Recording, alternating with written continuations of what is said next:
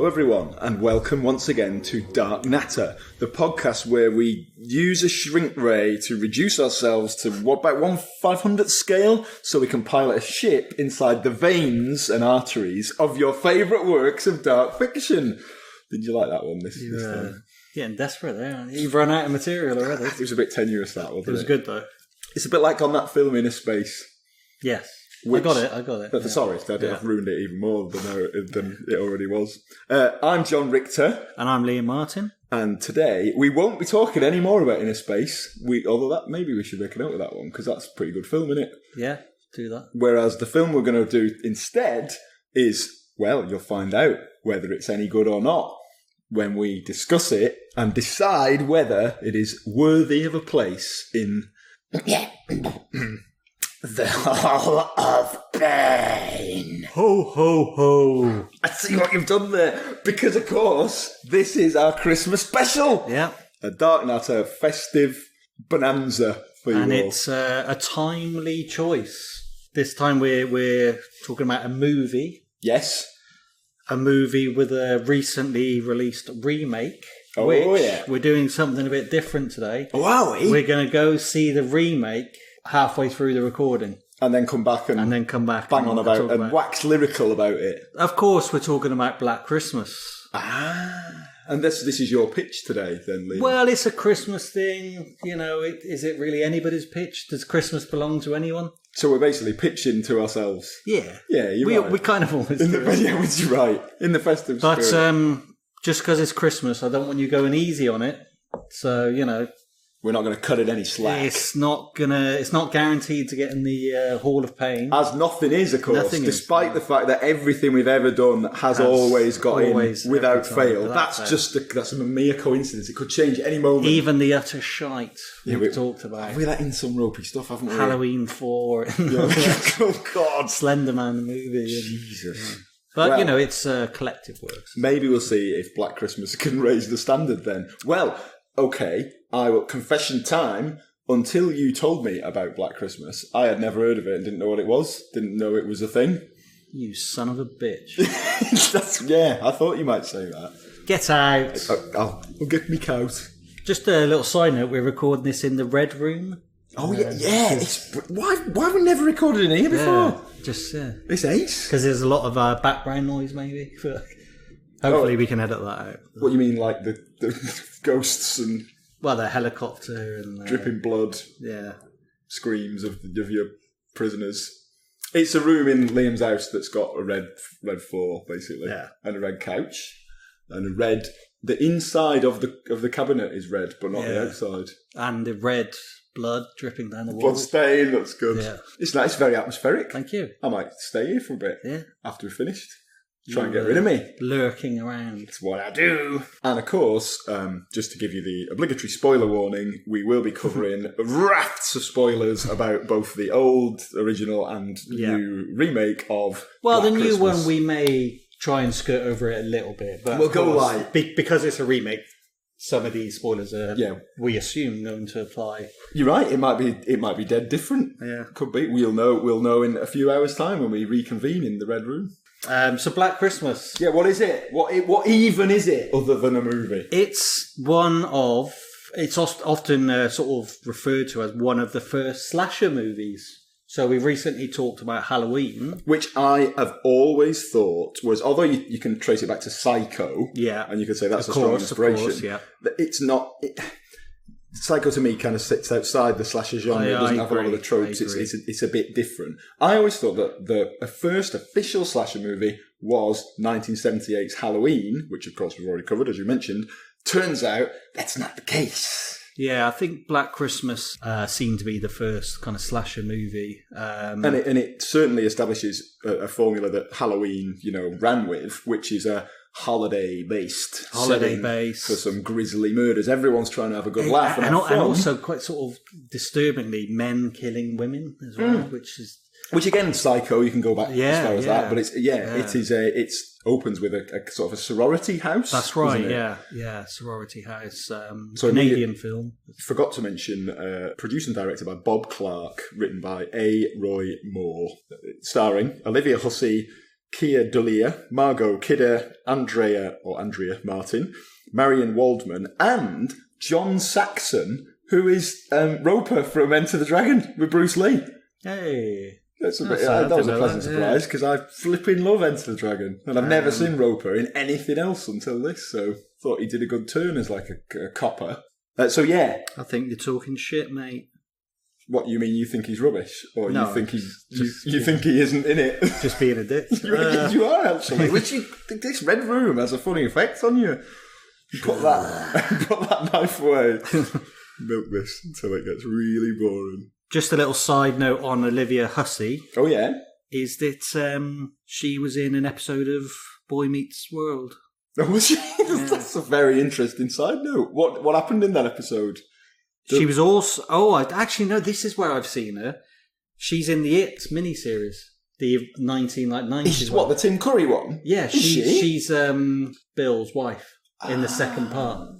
Who goes all catatonic. Yeah. I mean, I guess that happens, doesn't it? Sometimes people in films are also in other things. I knew there was a significance, that I'd seen her in something else quite recently, because obviously we covered Stephen King before and made a point of that's true. Watching the It miniseries, which I still think is... the best incarnation. The best It incarnation. Definitely the best It.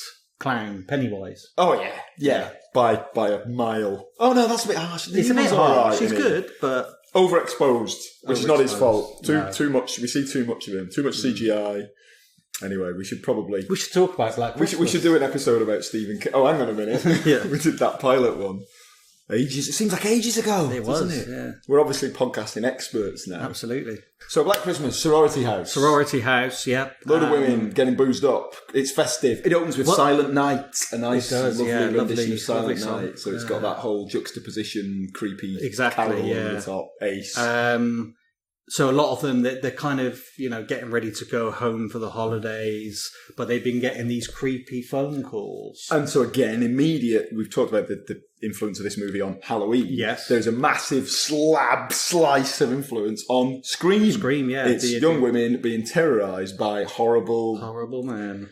Really horrible phone calls. And I'm telling you, this is probably, for me, what makes this film so sort of terrifying and disturbing. It's not just a hey Sydney, it's not just the women are getting killed, which is obviously terrible, but it's the phone calls are so dark. Weird. I peek behind the curtain, folks. We record this and then we edit it and muck about and splice in little clips or relevant bits of music or whatever. The most logical thing to open this with would be a clip of one of the phone calls. But I feel like if I did that in isolation, someone just tuned in, they're so sick and horrible that I'm probably not going to do that and just use something else. Yeah. So if you did open this and I did end up using a clip, then I apologise for upsetting and offending you because the content is dark. Did you listen to the phone calls? Did you listen to them separately after you'd watched the film? No, because I feel like, I don't know whether it was just in the version that I watched, but I could hear them, but maybe there's other things to be. Well, it's just it almost sounds like it basically sounds like whoever's phoning has got sort of split personalities. It sounds like there's multiple voices coming through. Correct. I think what's interesting about it is you kind of, based on what he says, you kind of try to figure out what it is that made him become this, violent, sadistic killer. And it sounds like something to do with like a baby or something. Doesn't he? Agnes? The voice, I'll try and input, it's a bit like Billy! Yeah. And it's some sort of, sounds like it sounds like a bloke doing an old woman's voice, which is a bit psycho again, Norman Bates' mum or whatever. It's a bit... Then there's something about Agnes, which might be the bloke addressing the mum. But then there's something about a baby, isn't there? Like, where did you put the baby? And then there's... Oh, no. Yeah, it's horrible. I'm getting goosebumps. And then there's a load of really... Could be the draft. That's true. It's actually in the Red Room. And of course, there's a load of really vile sort of woman-hating, misogynistic, he says about sexual like, crap. All the four-letter words are in there. But that's it's that flitting around of personality. Initially, it almost sounds like you're overhearing a conversation between two different people. Yeah. So it's almost like, although they've been phoned up, poor girl who's answering the phone is then suddenly just hearing this kind of weird voices talk to each other. And then suddenly it's a bloke saying making all these horrible threats directly to her, telling her what he's going to do. Yeah. But they're quite sort of, there's one character who's dead sort of sassy. Yes, she's like, fuck you, man, you got to do better than that. Is that the best you got? And just kind of, you jerking off right now? That sort of whines, goads him a bit. Yeah. Which, as we know from a zillion horror films, is never a good idea. No. But, I mean, you can't really do anything right in these situations, can you? Because they're going to try and kill you anyway. True. So then there's yet another sort of Halloween inspiration, which is you then see, or possibly before then, I can't quite remember the chronology, you see a shot through his or the murderer's or the villain's eyes. You get that first person viewpoint of them actually performing the violent act. At this point, I think he's skulking around outside and he's sort of watching them through the window and observing the house. And then you sort of see him trying to find a way in, and I think he eventually manages to sort of scale the side of the house, and you sort of see that in kind of first person shooter view, which is a bit weird. So he's in suddenly, which is distressing. So we've had the creepy phone call, now he's in the house. And there are multiple phone calls throughout, and obviously as the film goes on, you start getting women murdered by this sick individual. Although there is the first murder. I think we see one of the women. Wanders off into some room because it's this big sorority house. It's massive, sprawling building, loads of floors and rooms. And doesn't he kill her with a plastic bag over the head? Bag over the head. Yeah, it's really kind of graphic, sort of tightening it around until she can't breathe. Yeah, in a closet, isn't it? He sort of lures her into the closet and suffocates her. Does away with her. But yeah, as we said, so more women killed throughout the film. More phone calls, and it's kind of implied, or you're meant to think that it's like the main character's boyfriend doing it. Yeah, there's a character who's introduced, his name I've forgotten, and he is the boyfriend of one of the girls, who quickly is established as sort of the main protagonist, or one of the main ones. Because it's interesting, isn't it, when you watch horror films that peter out. When you watch horror films that have this trope of there's a group of women who are terrorised by a male monster, initially you're not sure who is going to be the famous sort of last surviving... The last woman standing. The last woman standing. So you're sort of trying to figure it out. And in this one, you've had the kind of ballsy, brash kind of woman, and we're also introduced to this other character. Her boyfriend, Peter, is this kind of quite sensitive, emotionally highly strung kind of pianist, isn't he? And he's just a bit of a creep, isn't he? He doesn't, exactly. He doesn't do himself any He's favors, horrible. Does he? When all these things are kicking off. Yeah, he really comes across as being very unhinged, basically. Yeah, and I think he's got like a big concert or a big audition coming up, so he's kind of rehearsing for that. He's really stressed out, which I know we can all relate to. We've all been stressed out. But I'd like to think if your beloved one was literally one of her friends has gone missing, you would be a little bit more thoughtful and sympathetic than he is in this movie. So yeah, suspicion is heavily pointed towards Peter. Yes, that is exactly right.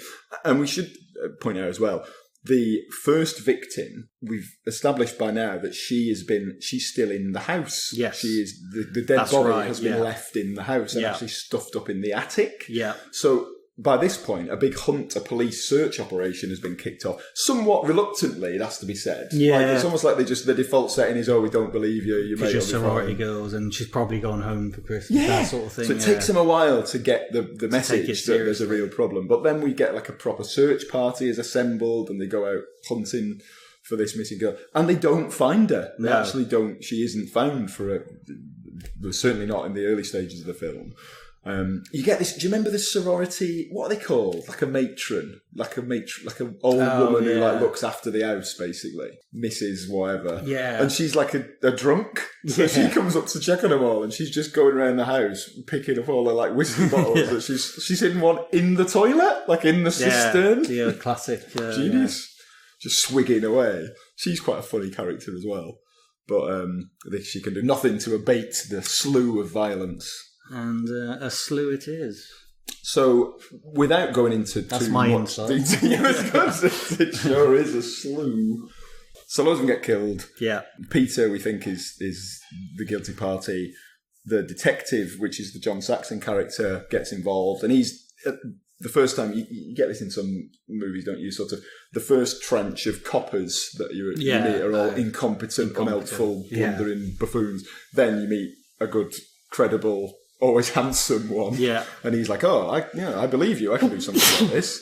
So bless you. Thank you. Bless you. It's God bless us, everyone. Oh, mate. Like, this is dark fiction here. Sorry, I'm going. Well, Christmas Carol. Than the Bible. Hey, Christmas Carol counts as dark fiction, doesn't it? It's got ghosts in it. I suppose. God bless us, everyone. Isn't that Tiny Tim? Am I getting me Dickens mixed up? No, that's right, yeah. Muppet Christmas Carol. That's the one. We'll do that next. Dark fiction indeed. With Marley and Marley, our hearts were painted black. Maybe I'll put that at the beginning. It's not relevant, but it's a good song. Yeah, it's Christmassy. It'll do. It'll do. So the big reveal, in effect, jumping to the conclusion, is, and again, very influential, as you'll soon see when I tell you what happens, if you haven't seen it already, which, by the way, I would urge you to go and give it a watch. I think it's a very good film. I mean, I watched it a few times on just on YouTube. It's just because it's so old, it's just on there, but... I mean, you can rent it. I think I got it on Amazon Prime, and it was like free to watch or something. You know, one of those. Because it's on Amazon Prime Video, yeah. So it's definitely available to see. They attempt to trace these disgusting phone calls. This is quite a good bit, actually. Yeah. And there's the process for tracing calls, which might well be true and legitimate. But I just always assumed they had like a special machine and it just sort of went, beep, beep, beep, beep, it's coming from up the road.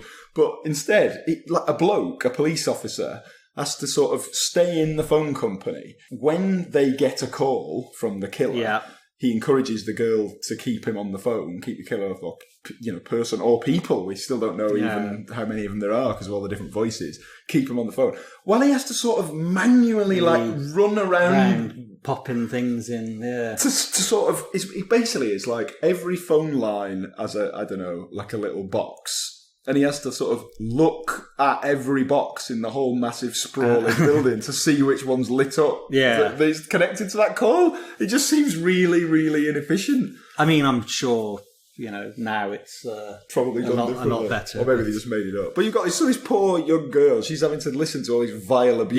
Yeah. And he's like, oh, you didn't keep him on the phone for long enough. Like, what do you want me to do? He's a maniac.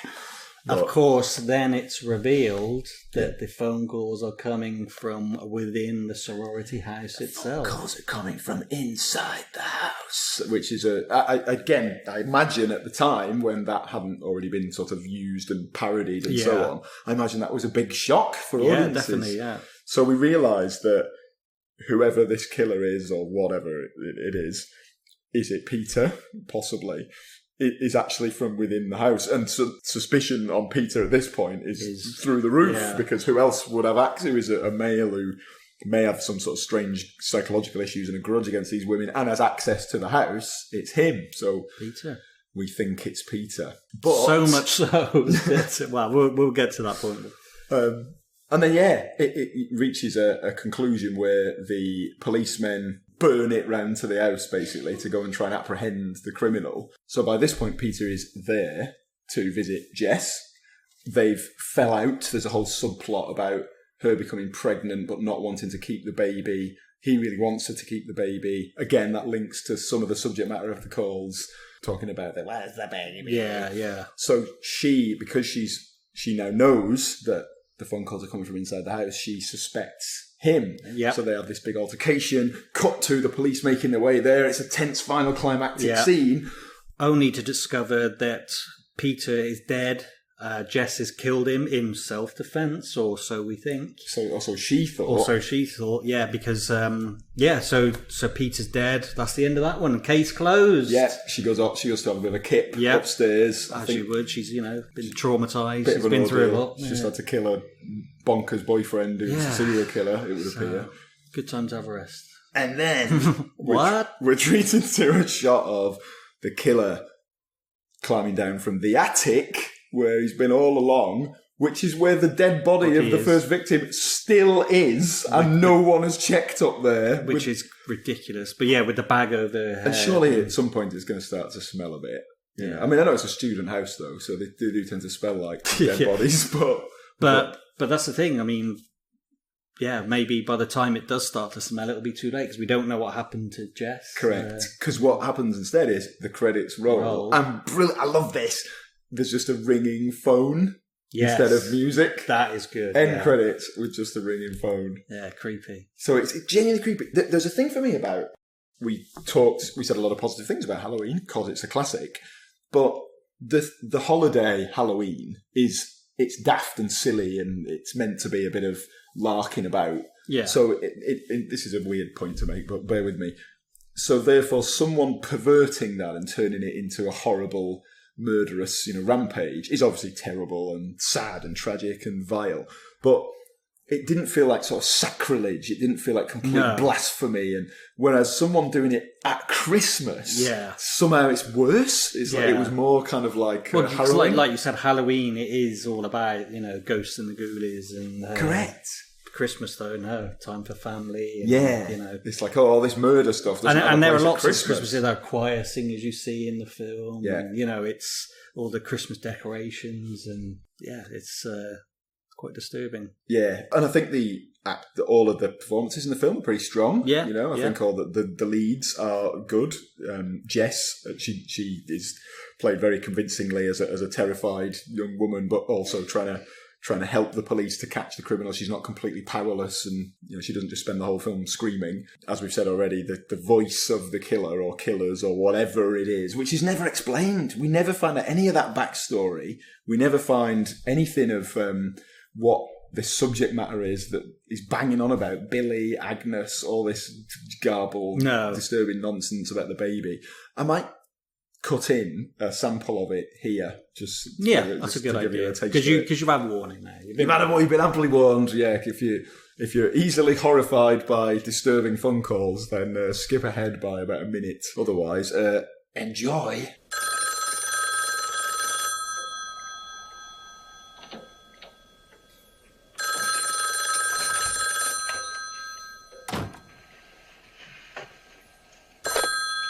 Hello? Hello? Who is this? Please stop. Oh, God.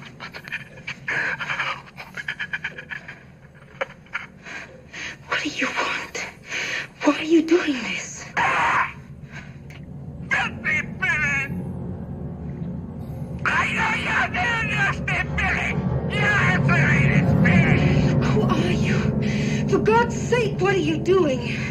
I know what you did, Billy! Filthy Billy! Billy! Billy! Stop this!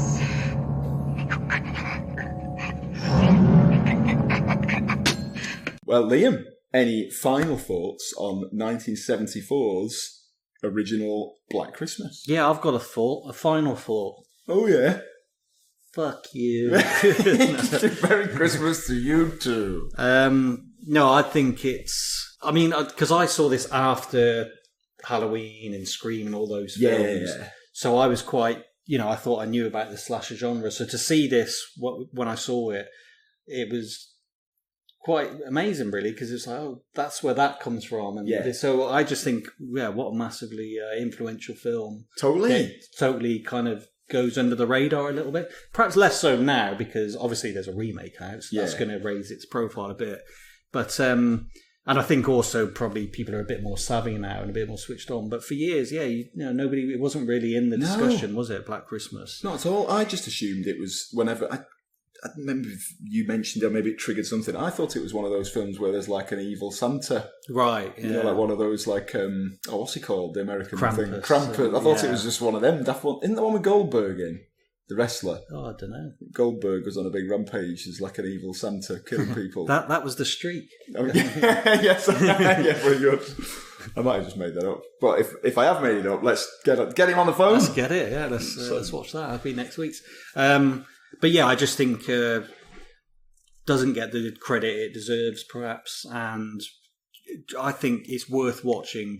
Again, it's like Halloween, where it's actually kind of tame in terms of violence. Yeah, but the content of those phone calls, and it's disturbing in a kind of way I've not really seen in other slasher movies. Because a lot of slasher movies, you get the sort of, sorority girls. In the case of Scream, you've got these young teenagers, and they're kind of fun, sort of frolicking mixed in with this, extreme violence. The tone of this one is quite serious in a way. Very serious, You get that one character who's drunk. But it's set in a sorority house, so you'd think that would almost be the perfect excuse to have all these kind of like teenage shenanigans. Yeah, but no, it's quite a dark and disturbing film, this one, which is great. Yeah, exactly. That's exactly what we're looking for. Yeah. Well, it's on in half an hour, so we best go bugger off and get there, and then we can buy some popcorn and some, what else do they sell at the cinema? Big bags of Revels. Like £5 for a bag of Revels, probably. Overpriced pick and mix. Sometimes ice cream. Yes. You get an ice cream. Yeah, they normally do a bit Ben and Jerry's. Beers. I think this cinema does, yeah. Oh, it's an option then. It's an option. So we'll see you in a few hours, by which point we'll be stuffed full of confectionery and drunk to talk about 2019's Black Christmas reboot. Speak to you soon. Very good. You did a lot of work there. Yeah, thank you. Just a laugh. Let's turn it off, yeah? Good idea.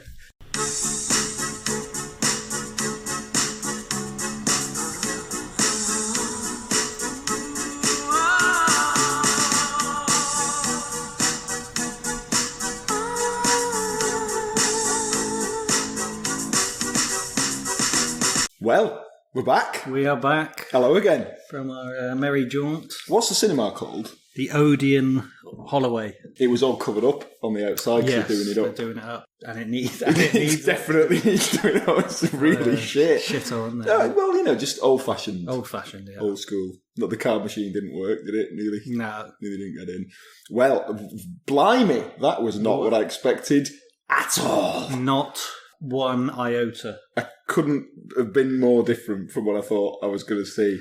Initially, this is what I was expecting. Yeah, established the characters, a sorority, like in the first movie, and then very quickly, we as two middle, late 30s white blokes are definitely the wrong people to be discussing this. Yes. But we're going to give it a go, and you're going to start. What did you think? I actually quite enjoyed it. I was entertained by it. Me too. Just to explain to the listeners, we decided not to talk on the way home. Yeah. It was a bit weird. We just had to walk all the way back to Liam's house in silence, basically talking about football. So I didn't know whether you were going to be like, that was a pile of shit. No, I enjoyed it. It was, like I said, it was not what I was expecting, which I think was probably a good thing. Yeah, I was expecting a crap a crap slasher film. Yeah. Yeah, and it really wasn't that. It was fucking bizarre. But I feel like the elevator pitch, I think, was, let's do a film that does for gender and equality in this post-Me Too era what Get Out, as a horror film, tried to do with race. So it was focused very much on a controversial hot topic. Yeah. So instead of a sorority of girls all drink boozing and mucking about, they were sort of taking on the establishment and the horrible frat boys. And one of the girls was directly accusing one of the lads of basically raping her. Yeah, that whole sort of frat culture. All that was, the targets were on that culture very strongly pretty much from the start of the film. Which is why, we're probably not the best people to kind of pass judgment on this film, how it made us feel, whether it handled the subject well or badly. So it's interesting. I suppose again, the view of a white, middle-aged, privileged bloke who cares what I think. To me, it sort of made me think. I thought it did a good job of tackling a really difficult subject head on, it didn't beat around the bush. So I didn't feel... I mean, I know you'll get some blokes who come out of films like that and they'll say, it's made us into the villain. And it's like, tough shit. You've got to kind of take that on the chin in this day and age. Yeah, it'd be interesting to see what the consensus is. In my opinion, at least they've tried to tackle it. And they've tried, I think it's important for young women to see a film like that and get some positive role models and be told, no, you're not a victim. You don't just have to kind of keep quiet. You should try and stand up for yourself. Fuck all these horrible pigs. Back, and it's good. I think it's good for young men to go and see these films as well. To be told, basically, don't do that. Don't get a girl drunk and then try and sleep with it. And the good, interesting thing I think about horror films as well is that they were always about made on the cheap and quickly to tackle kind of current issues. Totally. Current fears and issues, the rise of communism, the invasion of the body snatchers. Yeah. A lot of the exploitation films. And so, it was, it kind of did that, didn't it? Because that is the big issue one of the big issues in society at the moment. Absolutely. So good, fair play for doing it, I think. Yeah. Carrie Elwes was in it. Yeah. Just as a quick to mention, because I always like it when a aging actor rocks up in a horror film. Yeah, no, totally. Although I suppose he's got a bit of a horror pedigree, hasn't he? He's kind of did Saw, didn't he? Yeah. Is that is he a horror guy now then? I mean, we all know him as the bloke from The Princess Bride. Oh, as you wish. Wesley. Yeah. Oh, Wesley. Is it Westley? Wesley. There's that guy who goes, inconceivable. And Andre the Giant. Oh, that's great. I wish we'd watched that. But back to Black Christmas. Had a supernatural element as well that I was not expecting. Yeah, so... Which was a bit bollocks. Yeah, so thank you. Yeah, again, so I completely agree. I was going to say, it sort of goes... You got half a film that's this sort of pretty edgy take on the slasher genre, young women in a sorority taking on all these oppressive prick, male, horrible, patriarchy, and Carrie Elwes' character is this horrible professor, and good, interesting, pretty tense. And then suddenly it all goes a bit like World's End, Shaun of the Dead, bonkers, doesn't it? Yeah. So the kind of the baddies. You have to go that one. So the baddies, there's a lot of them. It's not just one person. They did make a little nod to the phone calls, the original, when the girl's mum phoned. Yeah, and you thought had that interference. Yeah. But then it turned out that was quite nice. That was clever.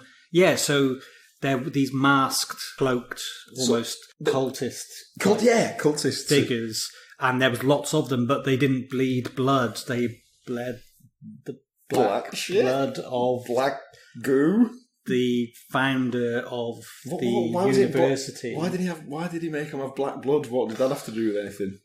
Blue blood would have made sense, actually. Yeah, it would have made a load of sense, wouldn't it? Oh. Black Christmas, black blood. Jeez, yeah, that was bollocks. And so the founder of the university kind of foresaw that men would lose their power and status to women. So he put some sort of backup plans in place, which was if that should ever happen, don't worry, because I'll be able to brainwash all of the young lad, the pledges to become his army, to become like an army man. So it had that sort of alt-right thing as well, didn't it? And you do get a lot of this sort of anti-feminist stuff, particularly online, Twitter and so on. Is absolutely toxic, bloody swamp in it. So it addressed all that. His name was Calvin Hawthorne. Hawthorne, yeah, he was the founder. Yeah, so he foresaw this issue with feminism and daft, very stupid, very plot. strange. And it did do that thing of, I actually quite cared about the characters. I thought the main sort of quartet of women, let's not call them girls, it picked us up on that, rightly so. Yeah. Just because they're young, let's not belittle women. 4 strong women, they were all quite likeable and quite nice. Wanted them to do well. But then when it all went silly, it does, you suddenly stop caring, I find, or I did anyway. Well, I did quite like the bit. So, one of the girls, the sort of main one, is taken, tied up, and told she has to bow to the king. It wasn't clear to me who the king was. Well, I guess that was supposed to be the young Hawthorne? lad. Hawthorne himself.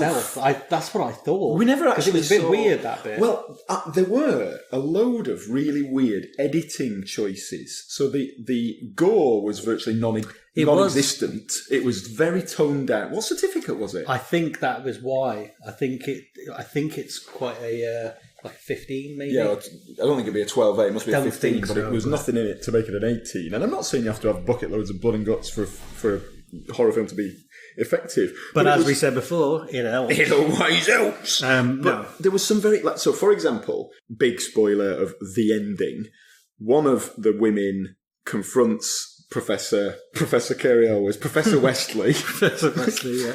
And he's horrified because they're about to smash the bust, which of apparently, the founder, which is the source of the power. Powers. Again, it's almost Halloween 3-esque, isn't it? Like in terms of just sheer madness, that really daft stuff. And she says, "Hey, Professor," gets the sort of, I don't know, some lantern thing that is fragile, fiery. She's going to chuck it out and set it on fire. And she goes, "Hey, Professor, suck my..." And then it cuts. And I thought, well, it definitely was supposed to be suck my dick, because it's, a big empowering female statement to a man. But they cut that word out. Why did they cut that out? That was odd, yeah. Weird decision. I was wondering, actually, what was she going to say? Suck my... Because she might have said suck my, lamp. Flaming lamp. Well, yeah, you're right. Yeah. There are other things that she could have been referring to, and I might be getting it all wrong. But it seemed odd to cut it out. It seemed like, very odd, yeah. And there was some of the death scenes and the fight sequences at the end looked again quite heavily edited, like as if they'd been deliberately toned down, which it just seemed a bit too the cuts were really obvious to me. Maybe I'm wrong, but we talked not 50, it was a 15, by the way, in the UK. Yeah, okay. We talked a few episodes ago about the Slender Man movie, and that had the same, for different reasons, but was massively hacked apart and edited, and it had almost a similar. But I feel like for a 15 certificate, they still could have gone. They could have had more gore than they did. There wasn't a lot, it was odd that. So basically, I think that was fine. It was fine, but it was just a bit weird. Strange. Just a strange film. Just a very strange film. But when the girls came in at the end, though, to kind of, so like I said, the girl was sort of captured by and forced to bow down to the king, Hawthorne, and reminded me a bit of Get Out, actually.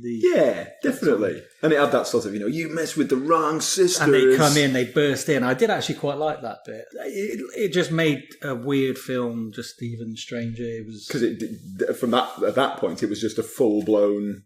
It was almost like barroom brawl scene between two, which is not in any. The first half of the film felt very serious, and it was trying to tackle an important issue and not mucking about. This is not just a silly slasher movie. This is a serious film, and then at the end you've got sort of became a bit sort of Tarantino-esque in the Death Proof. Death Proof. I thought that when I watched it. I got shades of Death Proof, but with no. Sorry, Carey Delwes, but not as good as Kurt Russell, mate. No, it's never although you are good. So you are good. Don't worry too much. Worry. You're still in the top 2.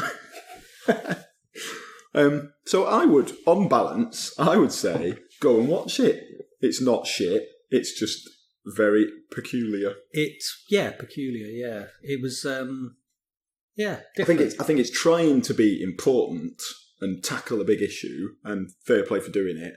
I'm not sure how well clumsily it does that. It's a sort of. It becomes a silly film with tackling a serious issue. Which undermines the issue, maybe. Perhaps, yeah.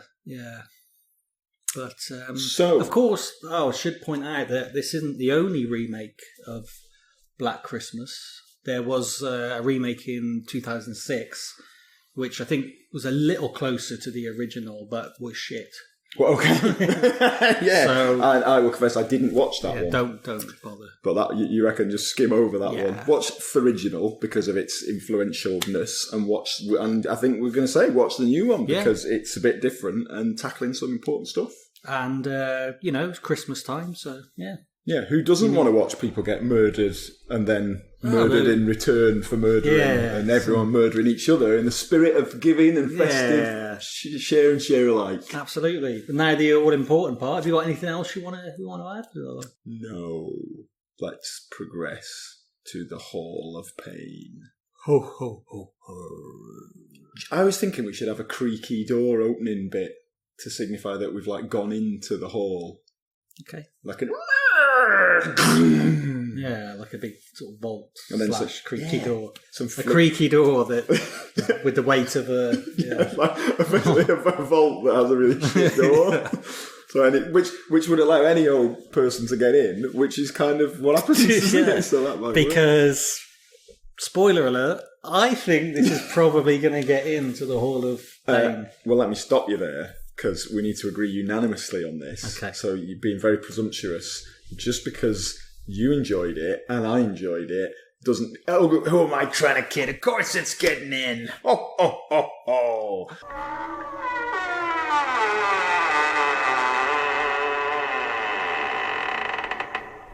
That bit didn't work, did it?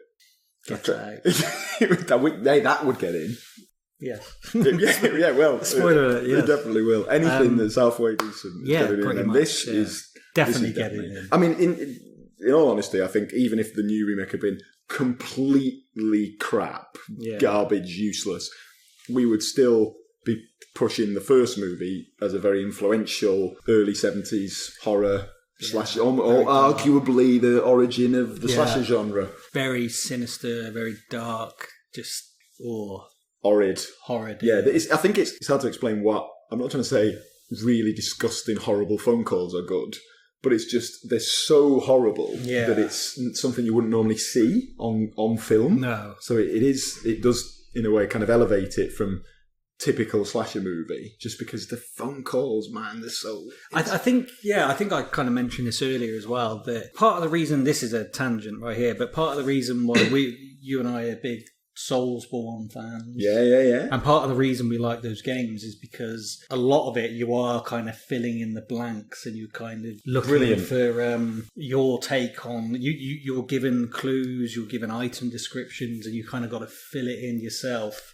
And I think the phone calls with the character of Billy...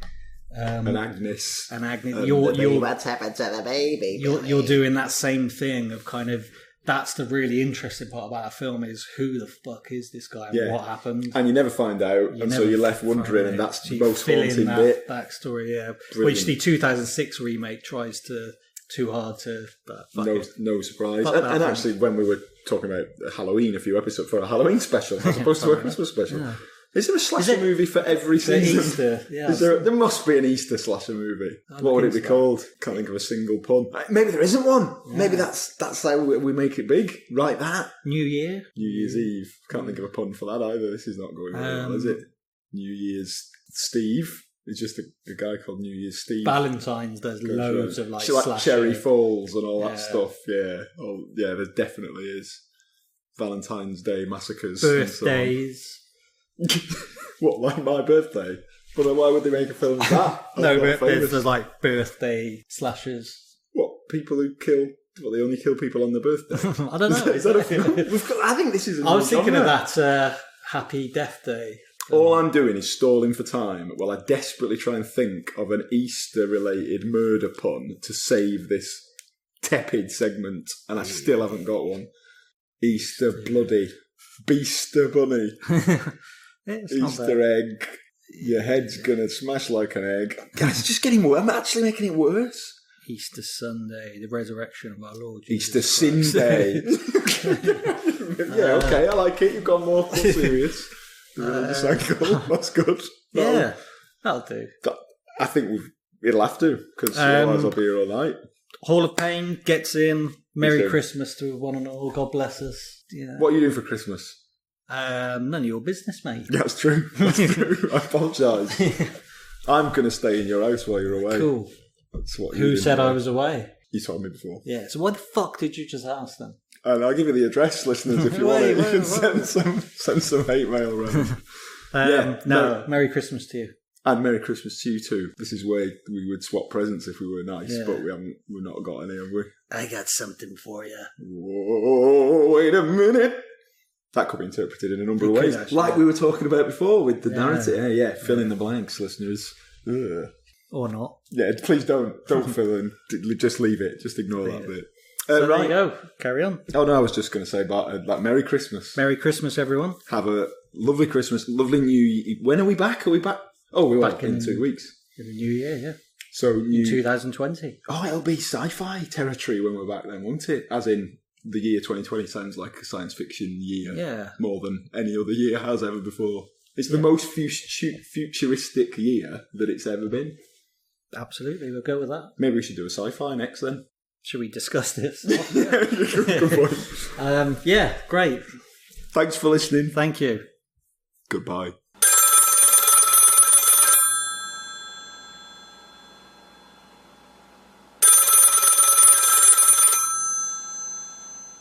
Hello, listeners, and thank you for joining us for another chilling... oh, can't be bothered with that. That's far too scary. Another chilling instalment of Dark Natter.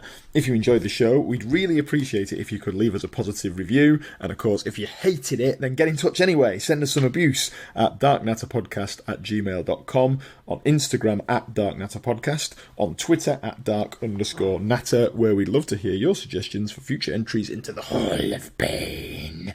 We also have a YouTube channel called Dark Natter, surprisingly enough. And I also have my own website where you can find some of my dark fiction novels and short story collections. That's at www.jon-richter.com. That's JON-RICHTER. Thanks for listening and have a great Christmas. Up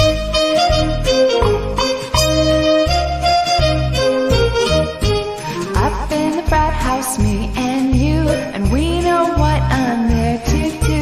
We're drinking and kissing, and what comes next? You and I have SEX, but ho ho ho, I didn't know.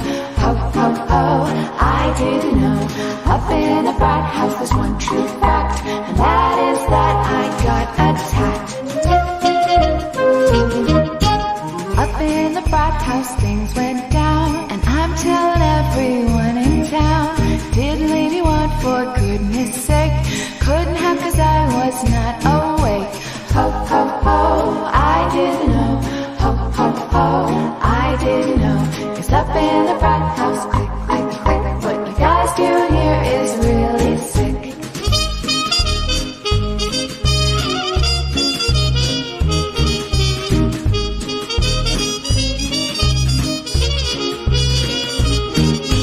There's no more protecting you. No, he said, she said, what was true. Don't say that this was all my fault, 'cause what you did is called assault.